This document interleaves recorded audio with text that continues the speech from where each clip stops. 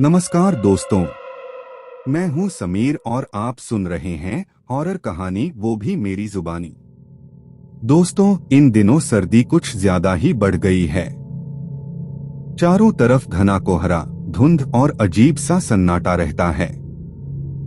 ऐसे मौसम में जब कोई इंसान रात के वक्त किसी अनजान और सुनसान रास्ते से गुजरता है तो कई बार ऐसे हादसे हो जाते हैं जिनमें जिंदगियां तबाह हो जाती हैं।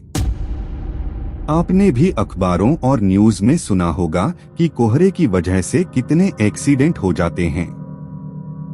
लेकिन क्या वाकई हर हादसे की वजह सिर्फ मौसम होता है, या फिर कुछ रास्ते ऐसे भी होते हैं जहां कुछ ताकतें इंसानी बलि मांगती हैं? अगर आपके साथ कभी ऐसा कुछ नहीं हुआ है तो आज की कहानी सुनने के बाद आप गलती से भी कोहरे वाली रात में किसी सुनसान रास्ते से गुजरने की हिम्मत नहीं करेंगे। यह कहानी है राजेश की। मेरा नाम राजेश है और मैं मध्य प्रदेश के शहडोल जिले का रहने वाला हूँ। पेशे से मैं एक ट्रक ड्राइवर हूँ। काम के सिलसिले में मुझे अक्सर लंबा सफर करना पड़ता है। आज मैं अपनी जिंदगी की उस घटना के बारे में बताने जा रहा हूँ जिसने मुझे अंदर तक हिलाकर रख दिया। उस दिन के बाद से आज तक मैं खुद को उस डर से आजाद नहीं कर पाया हूँ।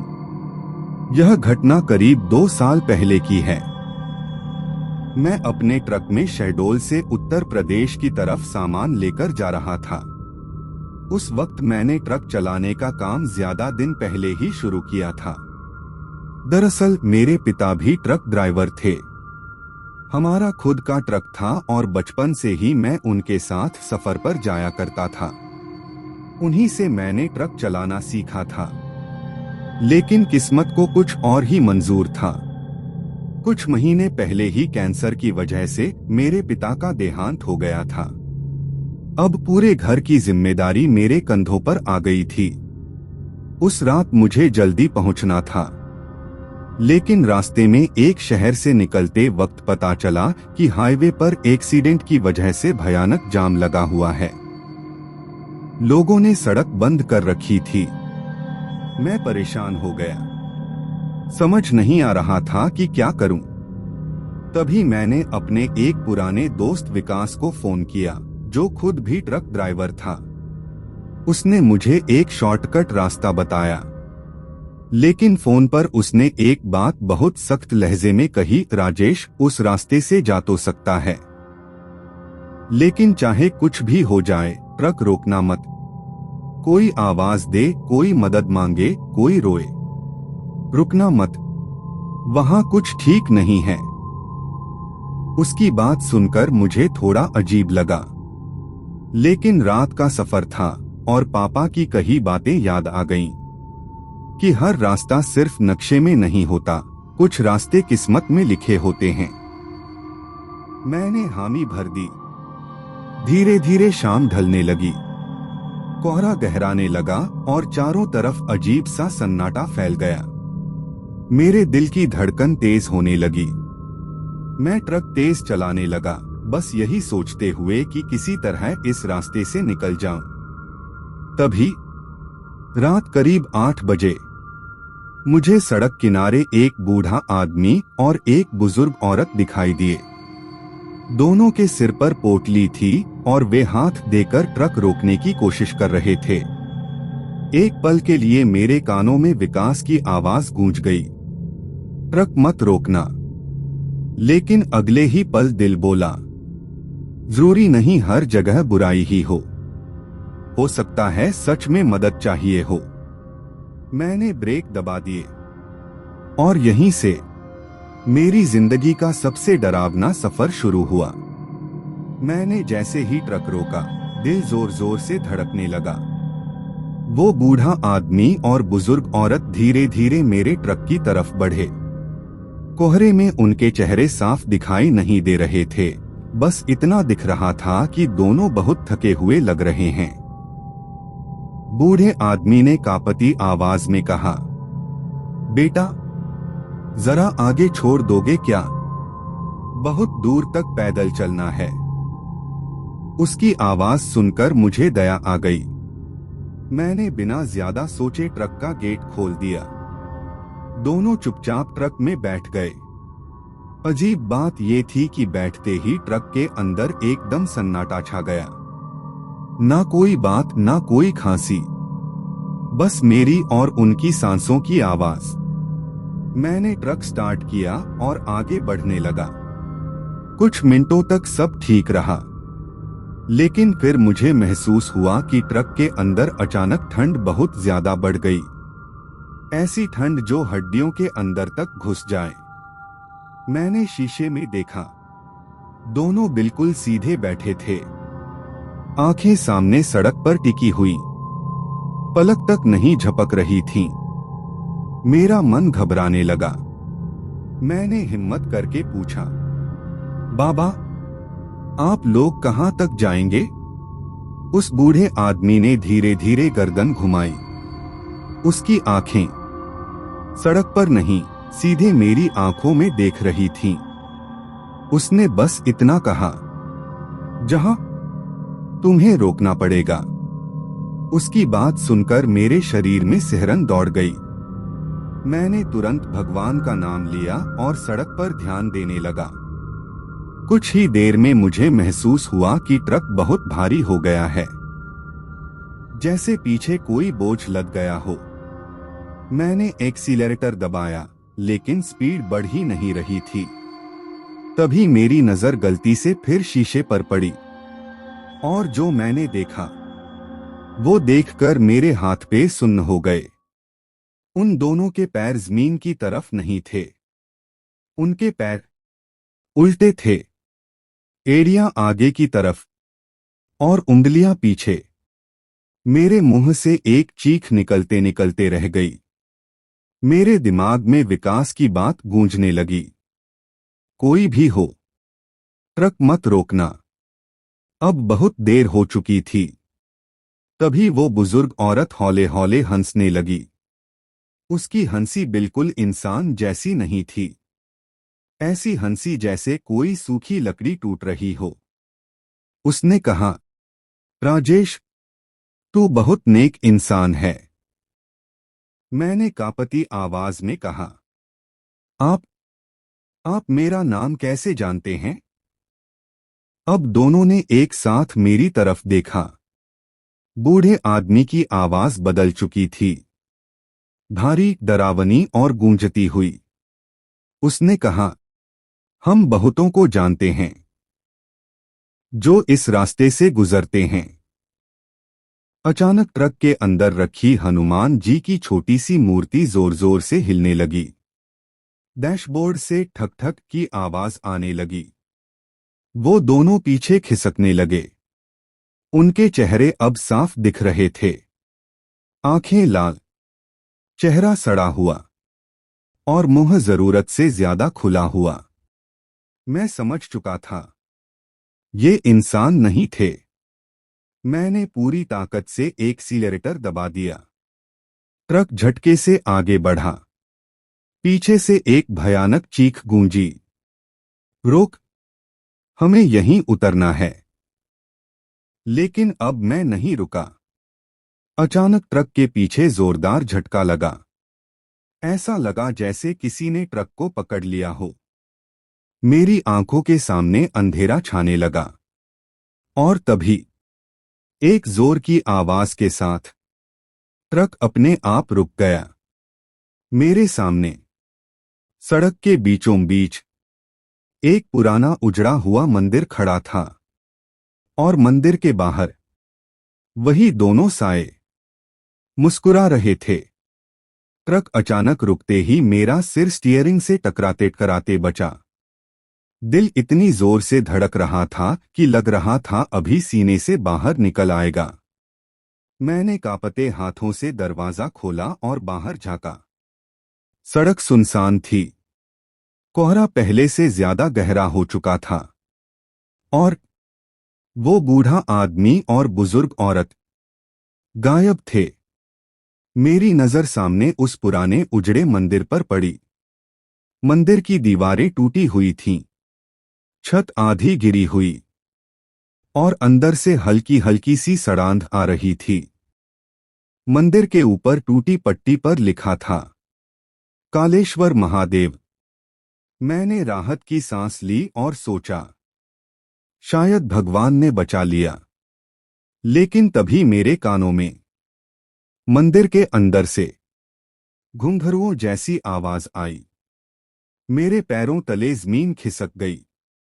मैं जल्दी से ट्रक में वापस बैठा और इंजन स्टार्ट करने की कोशिश की, लेकिन ट्रक स्टार्ट ही नहीं हो रहा था। एक पल को लगा जैसे किसी ने मेरी गर्दन के पीछे ठंडी सांस छोड़ी हो। मैंने डर के मारे शीशे में देखा, कुछ भी नहीं। तभी अचानक मेरे मोबाइल की घंटी बज उठी। स्क्रीन पर नाम था, विकास। मैंने राहत की सांस ली और तुरंत कॉल उठाया। राजेश, क्या तू उसी रास्ते पर है? उसकी आवाज कांप रही थी। मैंने सब कुछ बता दिया। बूढ़े बूढ़ी, उल्टे पैर, मंदिर। फोन के उस पार कुछ सेकंड की खामोशी छा गई। फिर विकास बोला, राजेश, तू जिस मंदिर के सामने खड़ा है वो मंदिर नहीं है। मेरे रोंगटे खड़े हो गए। विकास ने बताया, वो जगह पहले श्मशान घाट थी।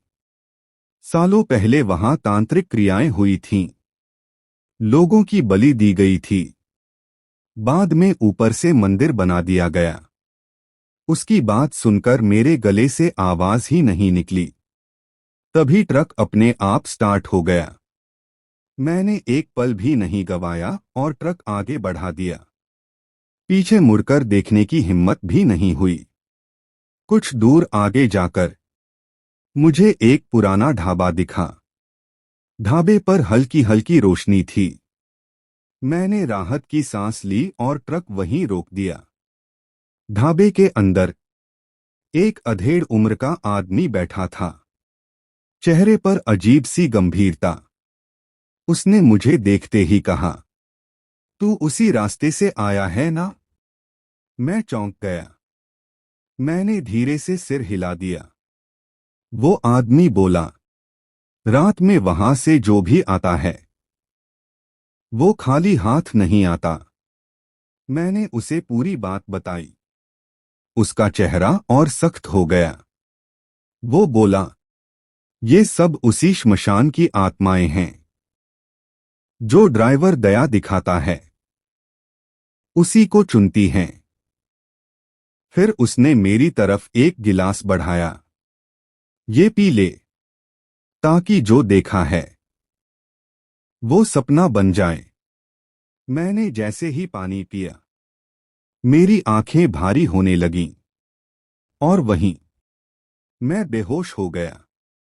मुझे सपना आया, मैं उसी मंदिर के सामने खड़ा था। वो बूढ़ा आदमी अब जवान हो चुका था। औरत एक भयानक डायन में बदल चुकी थी। वो दोनों हंस रहे थे और मेरे कानों में एक ही आवाज गूंज रही थी, तू हमारा है। मैं चीखते हुए उठ बैठा। सुबह हो चुकी थी। ढाबे वाला मेरे सामने खड़ा था।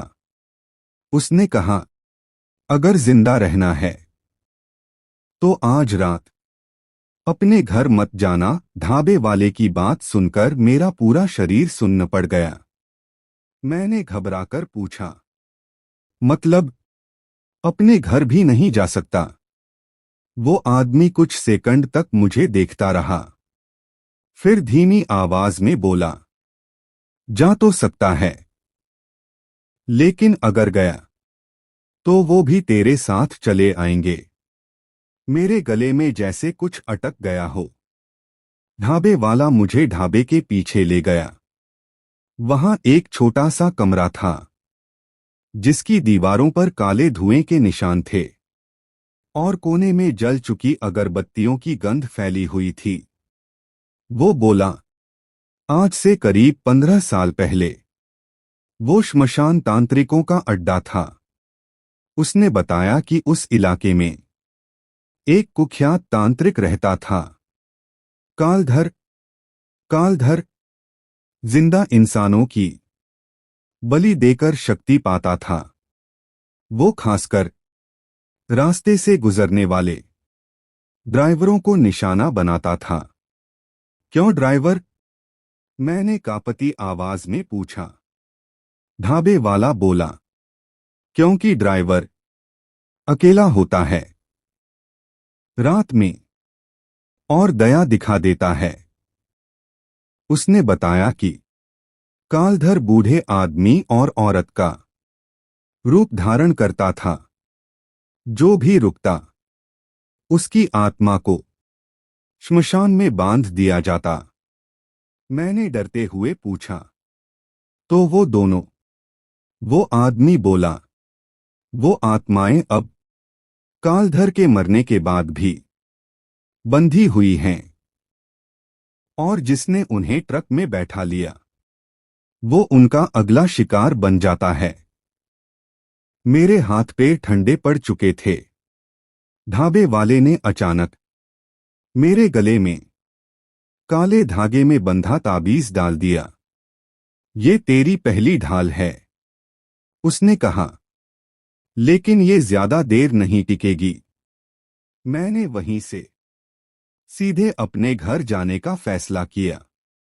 दिल कह रहा था कि मां के पास पहुंच गया तो कुछ नहीं होगा। शाम तक मैं अपने गांव पहुंच चुका था। घर में कदम रखते ही मां ने मुझे गले लगा लिया, लेकिन अगले ही पल वो चौंक गई। तेरा शरीर इतना ठंडा क्यों है? उसने पूछा। मैंने सब कुछ बता दिया। रात होते ही घर के बाहर कुत्ते जोर जोर से भौंकने लगे। हवा अचानक बहुत तेज चलने लगी और तभी मेरे कानों में वही जानी पहचानी आवाज आई, राजेश। मेरी सांस अटक गई। मैंने खिड़की से बाहर झांका। आंगन में वो बूढ़ी औरत खड़ी थी, लेकिन इस बार उसके पैर नहीं जमीन को छू रहे थे। वो हवा में तैर रही थी। उसकी आंखें पूरी तरह काली थीं। मां ने मेरा हाथ पकड़ लिया। तू कहीं नहीं जाएगा, उसने कहा। अब जो होगा यही होगा। तभी मेरे गले का ताबीज जोर से गर्म हो उठा और अगले ही पल वो टूटकर जमीन पर गिर पड़ा। घर के अंदर अचानक अंधेरा छा गया और बाहर से एक भयानक ठहाका गूंजा।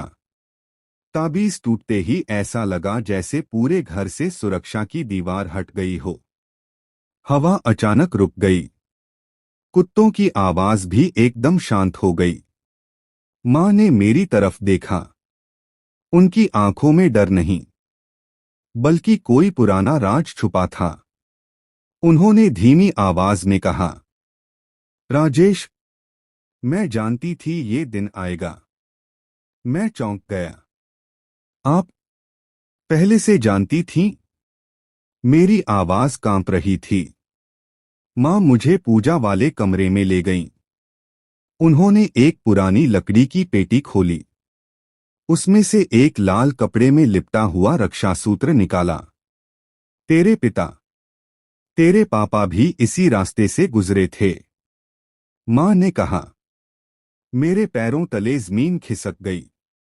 मां ने बताया कि पिता के एक्सीडेंट से पहले उन्होंने भी उस श्मशान के पास एक बूढ़े आदमी और औरत को देखा था। वो भी रुके थे, लेकिन उस रात एक साधु ने उन्हें बचा लिया था। तेरे पिता ने मुझसे वादा किया था, मां बोली, कि वो उस रास्ते से कभी नहीं जाएंगे, लेकिन मजबूरी में उन्हें फिर जाना पड़ा।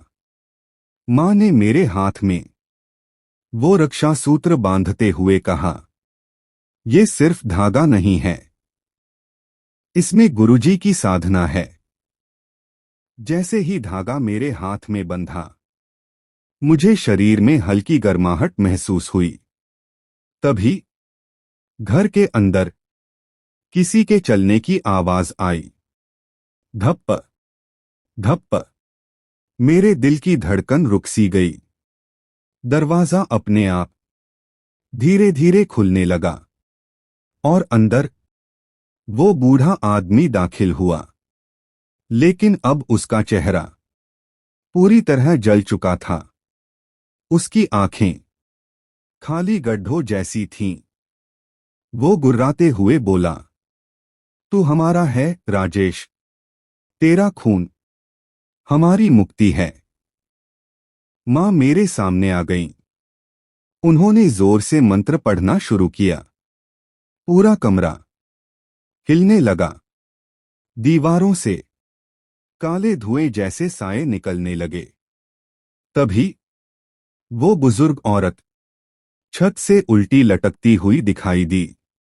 उसके बाल जमीन तक घिसट रहे थे। उसने चीखकर कहा, धागा हटा दो। मैंने आंखें बंद कर लीं और जोर से हनुमान चालीसा पढ़ने लगा। अचानक जोर की चीख गूंजी। एक पल के लिए सब कुछ शांत हो गया। जब मैंने आंखें खोलीं तो दोनों साए गायब थे, लेकिन फर्श पर एक गहरी काली लकीर रह गई थी। मां ने थकी आवाज में कहा, ये खत्म नहीं हुआ है बेटा। जब तक कालधर की आत्मा मुक्त नहीं होती, ये साए लौटते रहेंगे। तभी बाहर से मंदिर की घंटी बजने की आवाज आई। रात के 12 बज चुके थे। रात गहरी थी। 12 बज चुके थे। घर में हर चीज सुन्न थी। लेकिन उस काली लकीर ने अब भी हमें घूरा जा रहा था। मां ने मेरे हाथ कसकर पकड़ लिए। उनकी आंखों में डर नहीं, बल्कि कोई पुरानी चेतावनी चमक रही थी। राजेश, ये रक्षासूत्र सिर्फ धागा नहीं है। अगर टूट गया तो जो हमारे सामने आया था वो फिर लौट आएगा।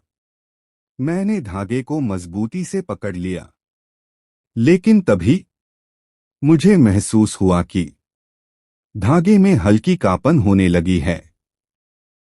दरवाजा अपने आप फिर से खुला और कमरे में ठंडी हवा घुस गई।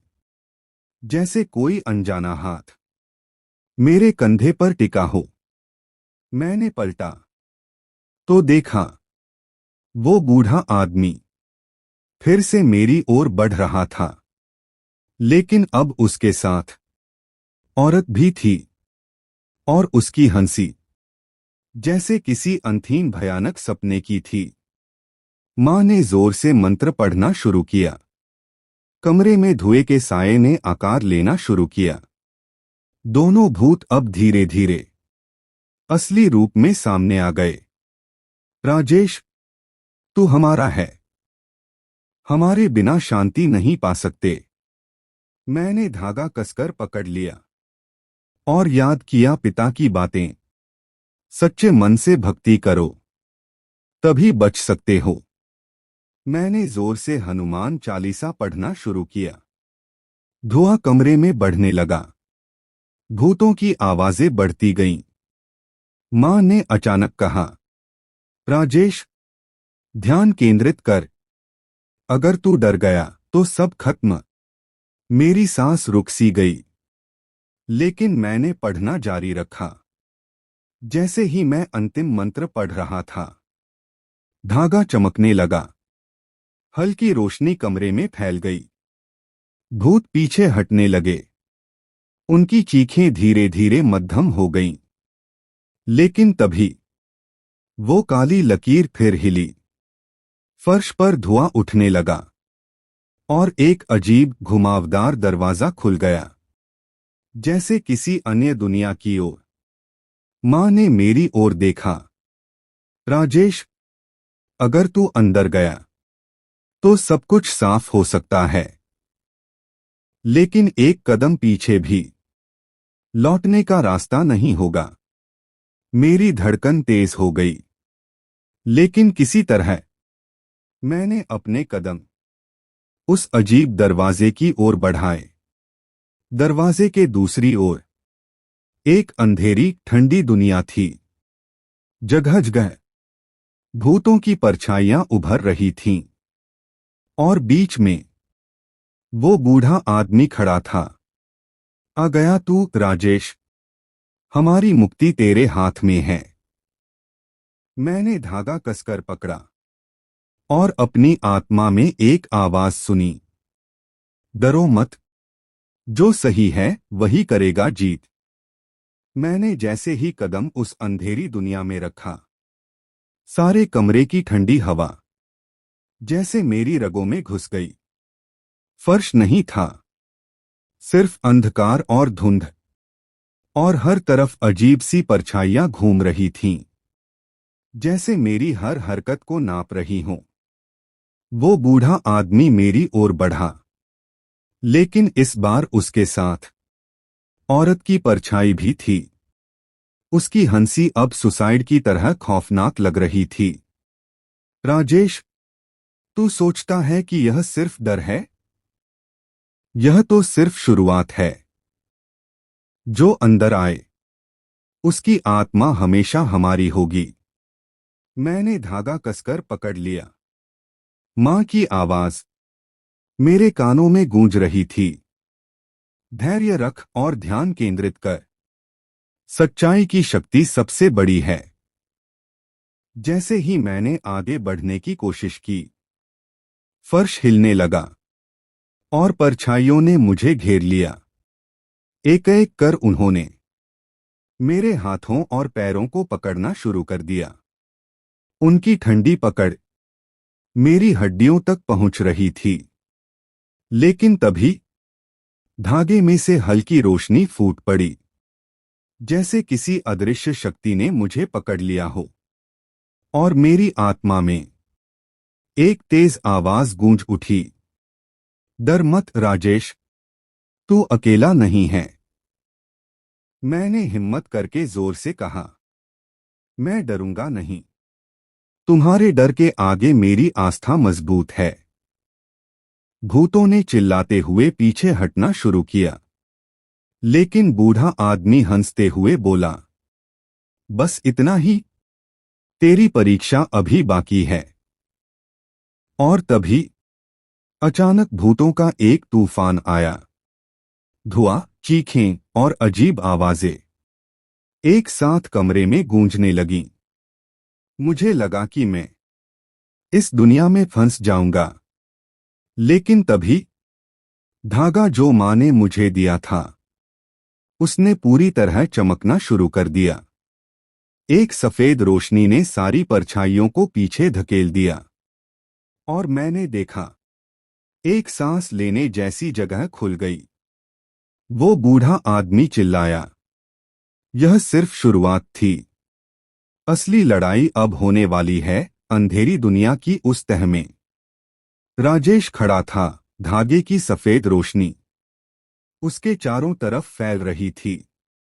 भूतों की चीखें अब और तेज हो गई थीं, जैसे यह जगह पूरी तरह उसके डर को निगलने पर तुली हो।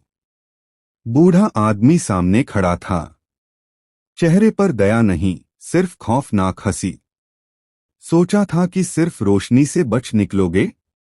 यहां हर कदम तुम्हारी हिम्मत की परीक्षा है। राजेश ने गहरी सांस ली। उसकी आंखों में अब डर नहीं, बल्कि हिम्मत और आस्था झलक रही थी। मैं डरूंगा नहीं, तुम मेरे डर को कभी जीतने नहीं दोगे। बूढ़ा आदमी ने हाथ उठाया, और अचानक कमरे में काली आग फैल गई। परछाइयां फिर से चारों तरफ घेर गईं। राजेश के पैरों के नीचे फर्श हिलने लगा, जैसे यह पूरी जगह उसके नीचे धंस रही हो।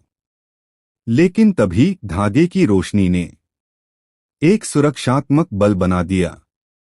भूतों और परछाइयों के छींटे उस रोशनी में गिरकर राख हो गए। राजेश ने धीरे धीरे देखा। उसकी मां की आवाज अब स्पष्ट थी। राजेश, अपने भीतर की शक्ति को पहचान। डर से नहीं, सच्चाई से लड़। राजेश ने आंखें बंद की। उसने अपने दिल की आवाज सुनी और फिर जोर से चिल्लाया, मैं सच्चाई की ओर बढ़ता हूं। तुम मुझे रोक नहीं सकते। भूतों ने फिर से हमला किया, लेकिन इस बार उनकी ताकत कमजोर लग रही थी। जैसे रोशनी और राजेश की आस्था ने उन्हें पीछे धकेल दिया हो। बूढ़ा आदमी अब डरते हुए पीछे हटने लगा।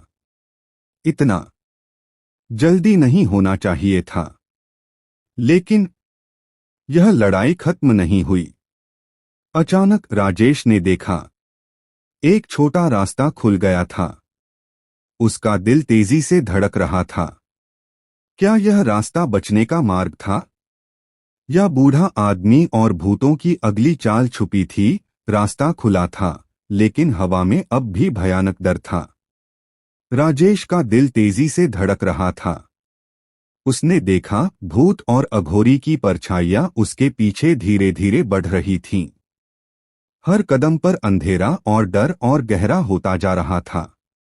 अब या तो मैं हार जाऊंगा या जीतूंगा। राजेश ने अपने भीतर की आवाज सुनी और भगवान के नाम का जाप करने लगा। भूतों और अघोरी ने फिर हमला किया, लेकिन इस बार राजेश सिर्फ डरने वाला नहीं था। उसने हिम्मत से अपनी आंखें बंद कीं और पूरे मन से कहा, तुम मुझे कभी डर नहीं सिखा सकते।